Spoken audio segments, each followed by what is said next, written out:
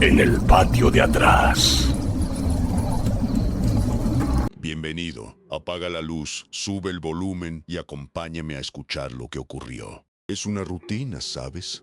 Noche tras noche, las mismas calles, las mismas luces y casi siempre las mismas caras. Conduzco este autobús, el 17B, el último turno. Son las 2 de la madrugada y el frío se cuela por las rendijas, por mucho que intente ignorarlo. El motor ronronea, monótono, un compañero constante. Mi última parada es siempre en el mismo cruce, donde se baja el señor que trabaja en la fábrica de procesamiento de carne.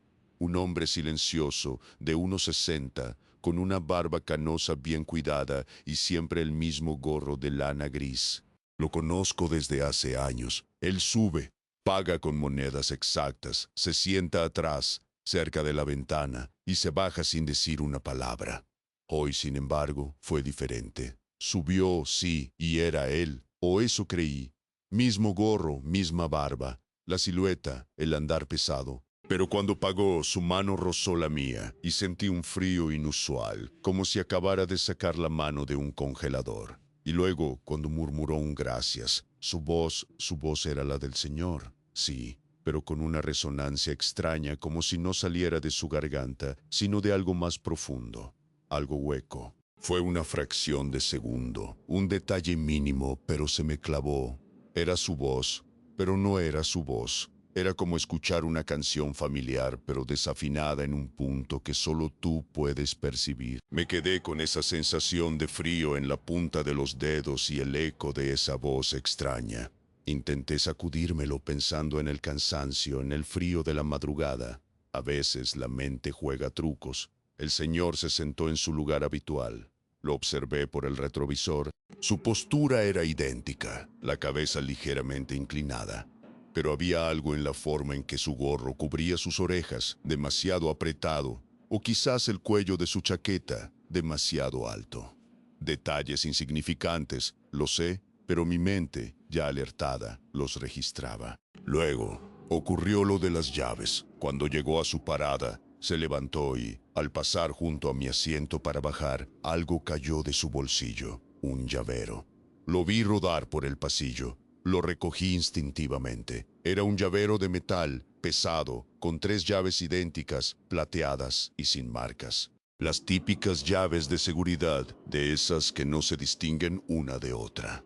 Le tendí la mano para devolverlas. Él se detuvo, me miró con sus ojos pequeños y hundidos, y en lugar de tomarlas, hizo un gesto vago con la cabeza, como si no le importara, y murmuró de nuevo, con esa voz que no era suya: «Quédatelas, no las necesito». Y se bajó del autobús, dejando las llaves en mi mano. Esa fue la segunda señal. El señor de la fábrica nunca había dicho más de un gracias en años. Y nunca, jamás había olvidado algo, ni mucho menos rechazado sus propias llaves. Me quedé allí, en el asiento del conductor, el motor aún encendido, las llaves frías y pesadas en mi palma. Las miré, eran tan comunes, tan genéricas, que no entendía por qué me inquietaban tanto. El autobús estaba vacío ahora, y el silencio, roto solo por el ralentí del motor, se sentía denso. No pude evitarlo. Me bajé en la parada del señor, la que está frente a la fábrica. La luz de la calle era escasa, revelando solo el perímetro de la verja oxidada. Lo busqué. No estaba. No había rastro de él. Normalmente lo veía caminar por el sendero lateral que lleva a la entrada de personal. Pero no había nadie. La fábrica estaba oscura, silenciosa, solo las luces de seguridad parpadeando. Me sentí estúpido. ¿A dónde pudo haber ido tan rápido? El aire nocturno me caló hasta los huesos. Volví al autobús, las llaves aún en mi mano. Las guardé en el bolsillo de mi chaqueta, el izquierdo. Y entonces, mientras me preparaba para volver a la terminal, el intercomunicador, que siempre está en silencio a menos que hable con la central, emitió un sonido, un crujido. Luego una voz. No era la de la central, era un susurro, distorsionado, como si viniera de muy lejos o de muy cerca, pero a través de una pared. ¿Las tienes?, preguntó. Era la voz del señor, esa voz que no era la suya, pero esta vez más clara, más intencionada. El sonido se cortó abruptamente, dejando un zumbido en mis oídos. Mi corazón dio un vuelco. No había nadie más en el autobús. Nadie. Llegué a la terminal con la cabeza dándome vueltas. El intercomunicador siguió en silencio, pero la pregunta resonaba en mi mente. ¿Las tienes? ¿Se refería a las llaves? Al entregar el autobús, intenté hablar con Miguel, el despachador. Le conté lo de las llaves, lo de la voz. Miguel se rió con esa risa áspera que tiene y dijo que el cansancio me estaba jugando una mala pasada. El señor de la fábrica es un fantasma, no habla, bromeó. Seguro que las llaves son de la taquilla, ya sabes cómo son esos obreros. No me creyó. Me sentí ridículo. ¿Cómo iba a explicarle la sensación de frío, la voz hueca? Era inútil. Me fui a casa exhausto, pero la inquietud no me dejaba. Las llaves seguían en el bolsillo de mi chaqueta. Al llegar, me quité la chaqueta y la colgué en el perchero junto a la puerta. Las llaves pesaban en el bolsillo. No las saqué. Me acosté, pero el sueño no llegaba. Cada crujido de la casa, cada sombra en la ventana, me ponía los nervios de punta. Me levanté un par de veces para mirar por la mirilla, para asegurarme de que nadie estaba fuera. La paranoia ya estaba instalada, como un inquilino no deseado. Y luego a eso de las 4 de la mañana, escuché un sonido, un tintineo metálico. Venía del perchero. Las llaves, alguien las estaba moviendo en el bolsillo de mi chaqueta, pero yo estaba solo en casa, completamente solo. Me quedé inmóvil en la cama, el corazón latiéndome con fuerza contra las costillas. El tintineo se detuvo. Después de unos minutos que parecieron horas, me armé de valor y me levanté. Caminé sigilosamente hasta la entrada. La chaqueta colgaba como la había dejado. Las llaves seguían en el bolsillo izquierdo. Con manos temblorosas las saqué. Eran las mismas llaves plateadas, no había nada fuera de lo normal. Había sido el viento, la casa sentándose. Intenté convencerme de ello, pero esa noche no pude dormir. Al día siguiente, no pude evitarlo. Saqué las llaves de mi chaqueta y las examiné bajo la luz del día. Eran tan genéricas. Me pregunté qué abrirían. ¿Y si eran de la fábrica? Decidí ir a la fábrica de procesamiento de carne. La encontré abierta, con el trajín habitual. Pregunté por el señor de la barba canosa. Me dijeron que había estado de baja por enfermedad durante una semana. ¿Enfermo?, pregunté. Sí, una gripe fuerte, me dijo una de las trabajadoras. Pero lo vimos ayer por la noche, ¿no?, dijo otra, mirándome con extrañeza. No, él no ha venido, corrigió la primera. Ayer no estuvo. Me quedé helado. Mi mente intentó procesarlo. Si el señor de la fábrica no había estado allí, ¿quién era el que se subió a mi autobús? ¿Y por qué dos trabajadoras diferentes tenían recuerdos tan contradictorios? La contradicción era tangible, como una bofetada fría. El aire en la fábrica olía a metal, a sangre rancia, a algo indefinible que se pegaba a la garganta. Era un olor distinto al que había percibido en el autobús la noche anterior, pero igualmente inquietante. Volví a casa con un nudo en el estómago. La idea de que ese pasajero no era quien decía ser o quien parecía ser me taladraba la cabeza. Esa noche mi rutina se sentía diferente. Cada sombra en la calle, cada figura solitaria me parecía una amenaza. Al volver a casa, esa sensación de inquietud se intensificó. Me quité la chaqueta y la colgué. Las llaves, esta vez, las dejé sobre la mesa de la cocina. No quería tenerlas cerca, pero tampoco lejos. No pude evitar pensar en el quédate con ellas. No las necesito. Era una entrega, una invitación. Miré las fotos en la nevera. Mi hermana, mi sobrina.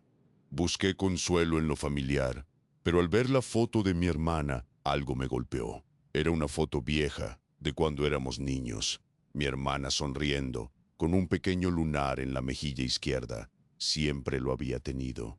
Pero en la foto de la nevera, el lunar estaba en la mejilla derecha. Me acerqué, incrédulo. Lo froté con el dedo. No era una mancha, estaba ahí. El lunar se había movido de mejilla. Era imposible. Esa foto llevaba años ahí, inalterada. Nadie había podido cambiarla. El miedo, hasta entonces un frío en el estómago, se extendió por todo mi cuerpo. Un temblor incontrolable. Era una prueba, innegable, Las cosas no estaban solo mal, estaban siendo activamente alteradas, y en mi propia casa sentí el olor. Un olor dulzón, como a carne enmohecida, mezclado con un perfume floral barato que mi hermana nunca usó. El olor estaba en el aire de mi cocina, pegado a las paredes. La foto alterada y el olor nauseabundo me dejaron sin aliento. Me sentía invadido, violado. ¿Qué clase de cosa era esta que podía entrar en mi casa, manipular mis recuerdos, alterar una fotografía? Mis ojos se posaron en las llaves sobre la mesa. Eran la única pista tangible. Con un pulso martilleante las tomé. Tenía que probarlas. Tenía que saber qué abrían. Salí al pasillo. La puerta de mi apartamento. Probé la primera llave. No encajó. La segunda no encajó. La tercera giró. La cerradura hizo un clic suave, pero no era la cerradura de mi puerta. Era la puerta del apartamento de enfrente, el de mi vecino, un hombre mayor que vivía solo y casi nunca salía. La puerta se abrió 1 centímetro, revelando un hueco oscuro. Un escalofrío me recorrió la espalda. ¿Por qué las llaves del señor de la fábrica abrían la puerta de mi vecino? Empujé la puerta. El apartamento estaba oscuro, silencioso. El mismo olor dulzón y floral de mi cocina era más intenso aquí, casi sofocante. Encendí la luz. Lo que vi me hizo retroceder, tropezando. El apartamento de mi vecino no estaba vacío, estaba lleno de maniquíes. Maniquíes de tamaño real, vestidos con ropa vieja, algunos sentados en el sofá, otros de pie, mirando hacia la puerta. Pero no eran maniquíes de tienda. Sus caras eran de cera, pero con una expresión extraña, casi viva, y en el centro de la sala, sobre una mesa, había una figura. Era el señor de la fábrica, no un maniquí. Su cuerpo estaba allí, inmóvil, pálido, vestido con su ropa habitual, el gorro de lana gris. Su barba canosa estaba desordenada y sus ojos estaban abiertos, fijos en mí, pero vacíos, y su boca entreabierta parecía querer decir algo. De su pecho, un corte limpio y profundo, del que no salía sangre, sino un hilillo de un líquido oscuro y denso que manchaba su camisa. El olor a carne enmohecida era insoportable. Las llaves cayeron de mis manos, golpeando el suelo con un tintineo metálico. El grito se me ahogó en la garganta. Retrocedí, tropezando con mis propios pies, el terror helándome la sangre. El cuerpo del señor de la fábrica, los maniquíes con sus rostros casi vivos, el olor insoportable. Cerré la puerta de golpe, el sonido resonando en el pasillo vacío. Corrí a mi apartamento, cerré mi propia puerta con llave y me deslicé por ella hasta el suelo, temblando. ¿Qué había visto? ¿Qué significaba? ¿Era esto lo que se había subido a mi autobús? ¿Y mi vecino? ¿Dónde estaba mi vecino? Llamé a la policía, con la voz temblorosa, apenas coherente. Me tomaron por un loco. Maniquíes, un cuerpo, llaves que abren puertas ajenas. Me preguntó el oficial al teléfono, su tono de incredulidad palpable. Enviaron una patrulla. 2 agentes entraron al apartamento de mi vecino. Salieron unos minutos después, con caras serias. «No hay nada ahí, señor», dijo uno. «El apartamento está vacío, y no hay nadie con el nombre que usted menciona viviendo aquí». Me llevaron al hospital. Pensaron que había tenido una crisis nerviosa. Me sedaron. Nadie me creyó. Mis compañeros de trabajo, cuando me vieron de vuelta, me miraban con lástima o con burla. «El viejo se ha vuelto loco», escuché a alguien murmurar. La presión social era aplastante. Estaba solo en esto, completamente aislado. Pero yo sabía lo que había visto, sabía lo que había olido. Y sabía lo de las llaves. Cuando volví a casa, el apartamento de mi vecino estaba sellado, pero no con el sello de la policía, con un sello nuevo de una empresa de bienes raíces, como si nunca hubiera estado habitado, como si mi vecino nunca hubiera existido. Y en mi chaqueta, en el bolsillo izquierdo, encontré de nuevo las llaves duplicadas, frías, pesadas, imposibles. Desde aquella noche, mi vida no ha vuelto a ser la misma. Ya no conduzco el 17B.